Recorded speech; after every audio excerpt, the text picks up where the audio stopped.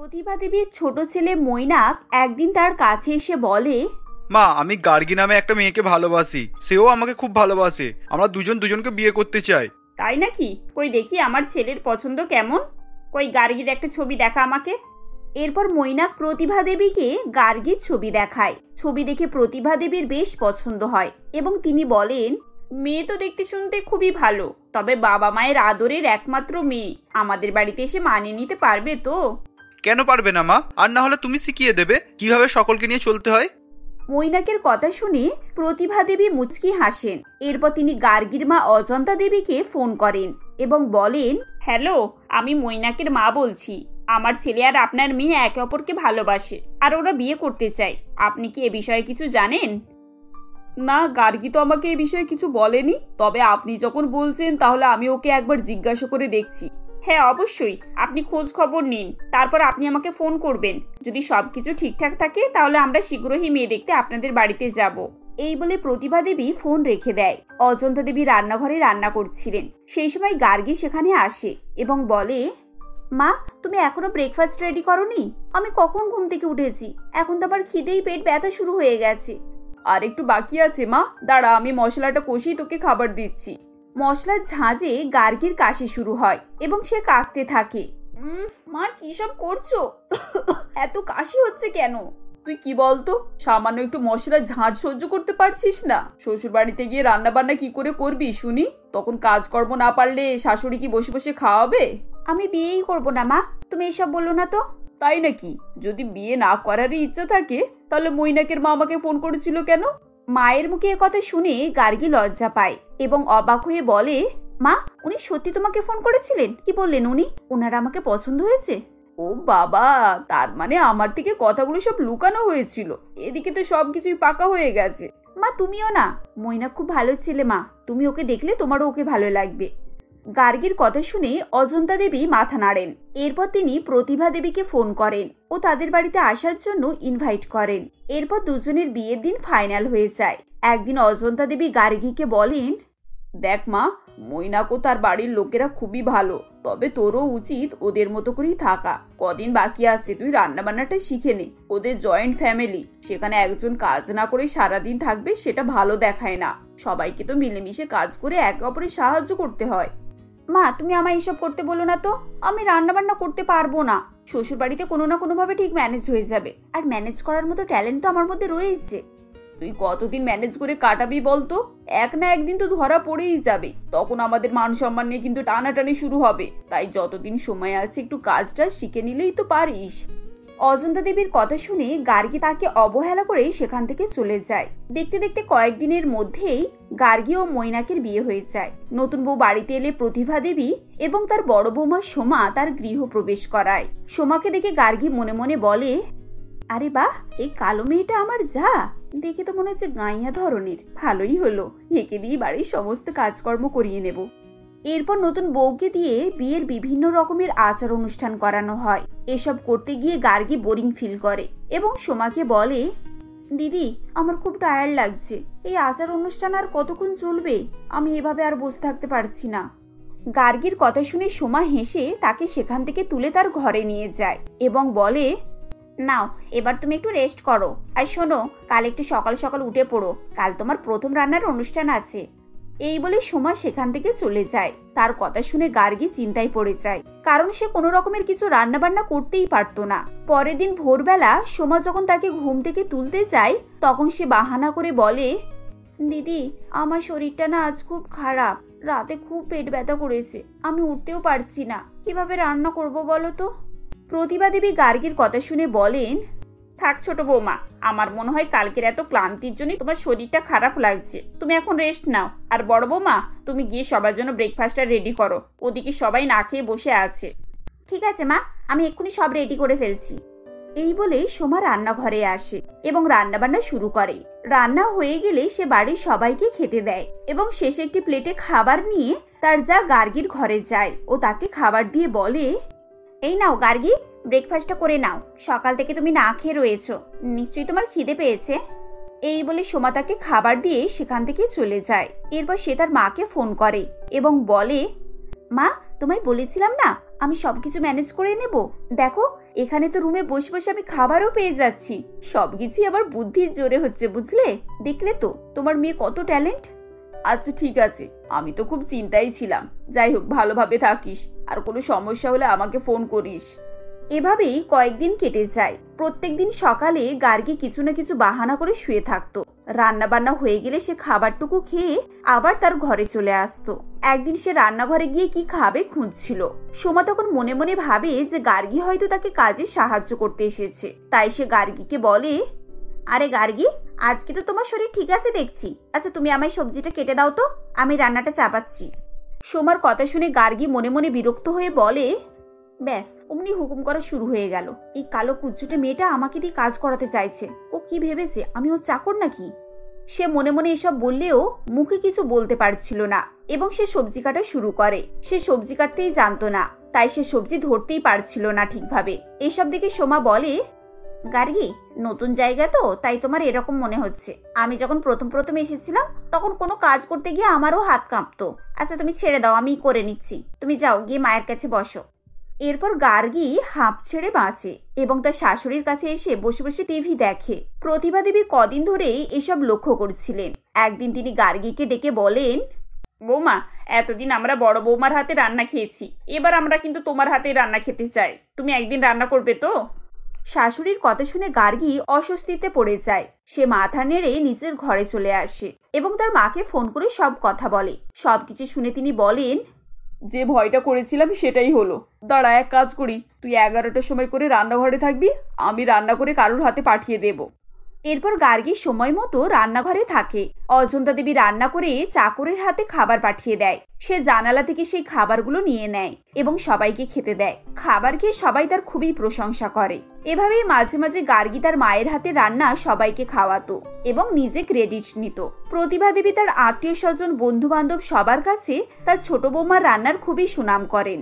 একদিন তার কয়েকজন বন্ধু হঠাৎ করে তার বাড়িতে আসে। তিনি তাদেরকে ডাইনিং রুমে বসিয়ে গার্গীর কাছে যান এবং বলেন, ছোট বৌমা, আজকে আমার কয়েকজন বন্ধু এসেছে তোমার হাতে রান্না খাবে বলে। চলো তাড়াতাড়ি কিছু একটা রান্না করে দাও তো, আমিও তোমাকে সাহায্য করছি।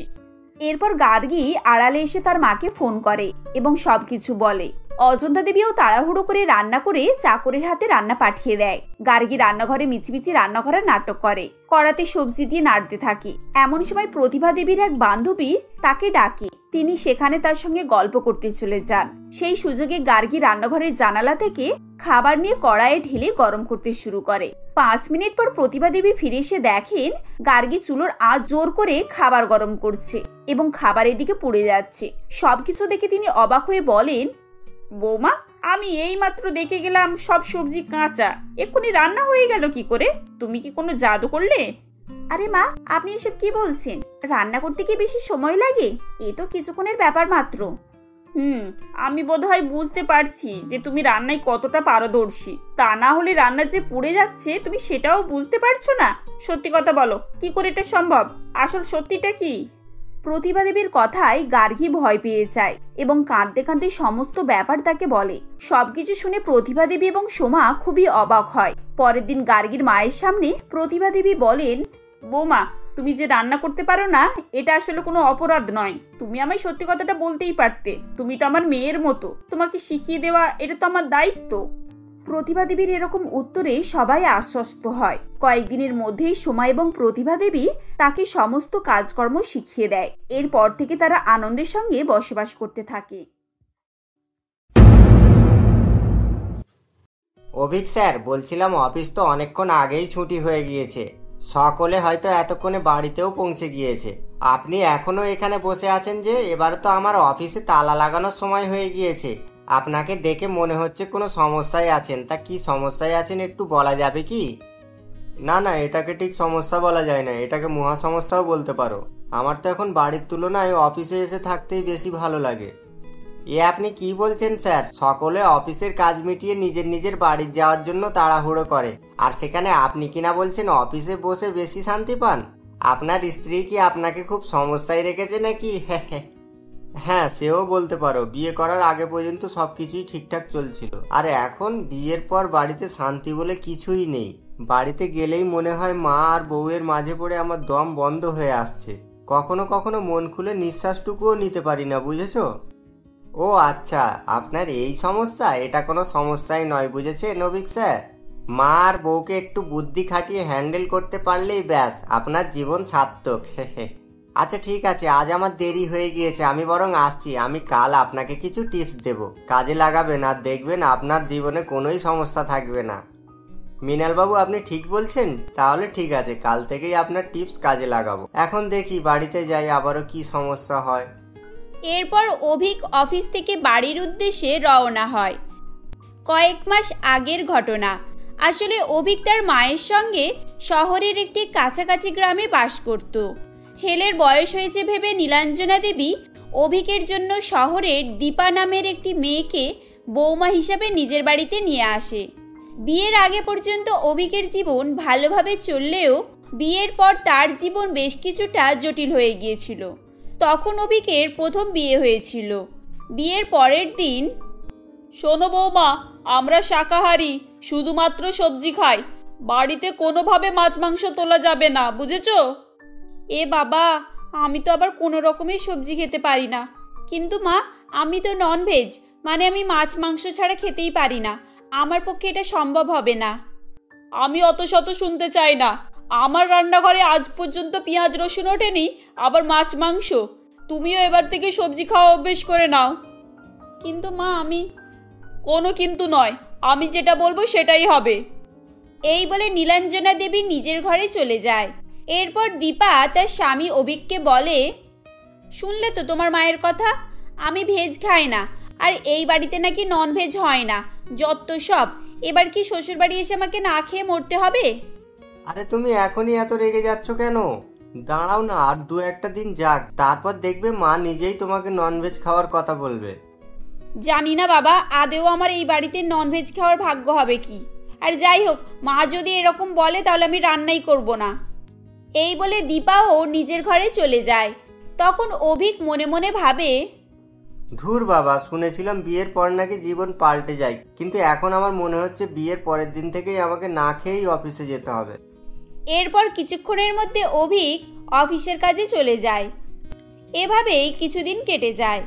এমনই একদিন, বলি, এভাবে গরু ছাগলের মতো শাক পাতা খেয়ে আর আমাকে কতদিন থাকতে হবে? এভাবে চলতে থাকলে তো আমি কয়েকদিনের মধ্যেই শুকিয়ে মারা যাব।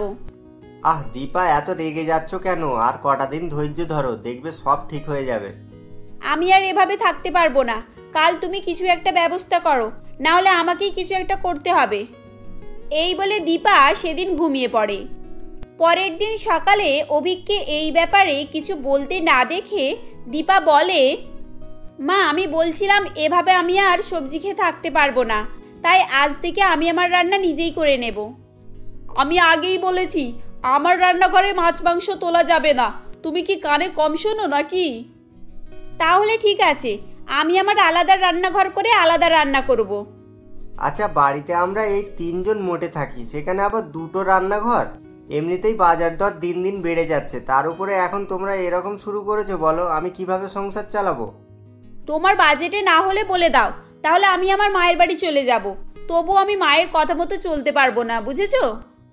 এ তো দেখছি মহা ঝামেলায় পড়ে গেলাম।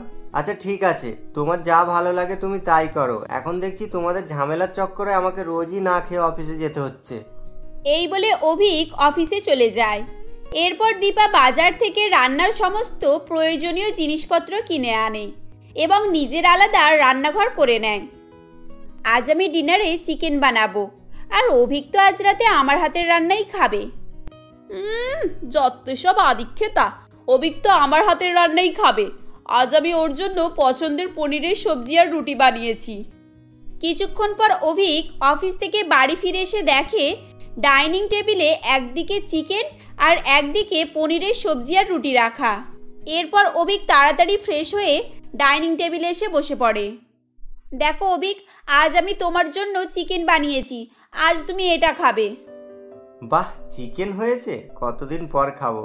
চিকেন দেখেই আমার লোভ লাগছে। মায়ের জ্বালায় এর আগে তো আমাকে রেস্টুরেন্টে গিয়েই ননভেজ খেতে হয়েছিল, আর এই শাশুড়ি বৌমার ঝামেলায় কদিন রেস্টুরেন্টে যাওয়ারও সুযোগ পাইনি। না অভিক বাবা, আমি তোর পছন্দের পনিরের সবজি বানিয়েছি, তুই এটা খাবি। আচ্ছা আচ্ছা, দাঁড়াও দাঁড়াও, তোমরা ঝগড়া করো না, আমি দুজনেরই রান্না খাবো। এরপর অভিক দুজনের রান্না খায় এবং বলে, বাহ দীপা, তুমি তো বেশ ভালো চিকেন রান্না করতে পারো, সত্যিই অসাধারণ খেতে। হ্যাঁ, এতদিন আমার হাতের রান্না তোর সব থেকে পছন্দের ছিল, আর আজ বউয়ের হাতের রান্না তোর ভালো লাগছে। শুনেছি বিয়ের পর ছেলেরা পাল্টে যায়, আর আজ তার নিজের চোখে দেখে দিলাম। আরে মা, তুমি ভুল বোঝো না, তোমার হাতের রান্নাও বেস্ট, কিন্তু আজকের দীপার রান্নাটাও অসাধারণ হয়েছে। ও, তার মানে তুমি মিথ্যা বলছিলে যে রান্না ভালো হয়েছে? হে ঈশ্বর, আমি কোন দিকে যাব কি জানি। এদের একজনকে ভালো বললে আর একজনের রাগ হয়ে যায়। মাঝে মাঝে আমার তো মনে হয় আমার বাড়িটা কোনো বাড়ি নয়, এটা কোনো যেন রান্না প্রতিযোগিতার মাঠ। আচ্ছা ঠিক আছে, তোমরা দুজনেই চুপ করো, আমার আর ভালো লাগছে না রোজের এরকম ঝামেলা। এই বলে অভিক নিজের ঘরে চলে যায়। পরের দিন সকালে অভিক অফিস যাওয়ার সময়, আমি তোমার টিফিন রেডি করে দিয়েছি, মনে করে অফিসে নিয়ে যাবে। না, আমি তোর জন্য খাবার বানিয়েছি, ওটা তুই নিয়ে যাবি। আচ্ছা ঠিক আছে, তোমরা এক কাজ করো, দুজনেরই লাঞ্চ বক্স আমাকে দাও, আমি দুজনেরই খেয়ে নেবো।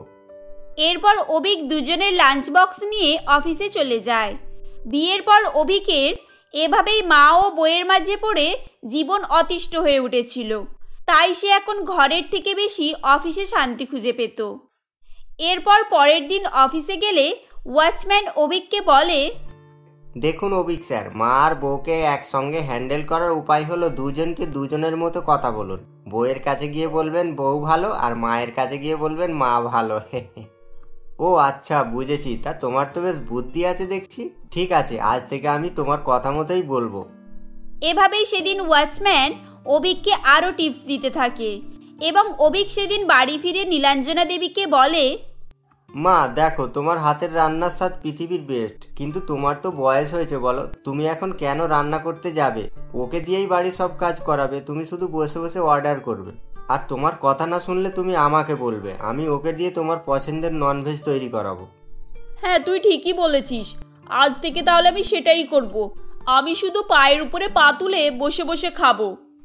নীলাঞ্জনা দেবীর কথা শেষ হয়ে গেলে অভিক দীপার কাছে যায় ও সে দীপাকে বলে, দূর, মায়ের হাতের তৈরি শাকসবজি খেয়ে ছোট থেকে আমার পেটে শ্যাওলা পড়ে গিয়েছে। আমি তো সেই প্রথম দিন থেকেই তোমার হাতের তৈরি চিকেন খেয়ে তোমার ফ্যান হয়ে গিয়েছি। তাই আমি ভাবছি কাল থেকে সমস্ত কিছু রান্না তুমিই করবে। আর তুমি যদি বলো, আমি তাহলে মাকে জোর করে বলে তোমার হাতেই রান্নার দায়িত্ব তুলে দিতে পারবো। আচ্ছা তাই নাকি? আমার হাতের রান্না তোমার এত ভালো লেগেছে? তাহলে আমি কাল থেকেই সব রান্নার দায়িত্ব নিয়ে নেব। হ্যাঁ, কিন্তু একটা সমস্যা আছে, মা প্রথম থেকেই সবজি পছন্দ করেন। তা তুমি মায়ের জন্য কিছু সবজির তরকারি বানিয়ে দেবে, তাহলে আশা করি কোনো সমস্যা হবে না। হ্যাঁ, তাতে আমার কোনো সমস্যা নেই, শুধু মা আমার রান্নায় কোনো খুঁত না দেখলেই চলবে। আর উনি সবজি খেলে তাতে আমারই বা কী সমস্যা, তাই না?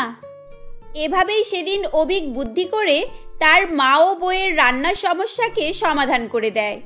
এরপর থেকে দীপা খুশি খুশি রান্নাবান্না করতে থাকে এবং অভিকের কথা মতো সে নীলাঞ্জনা দেবীর জন্য সবজি রান্না করত। এগুলো দেখে নীলাঞ্জনা দেবীও খুব খুশি ছিল। আর এভাবেই অভিক তার মা ও বউকে নিয়ে ভারসাম্যের মধ্যে দিয়েই সুখে শান্তিতে সংসার করতে থাকে।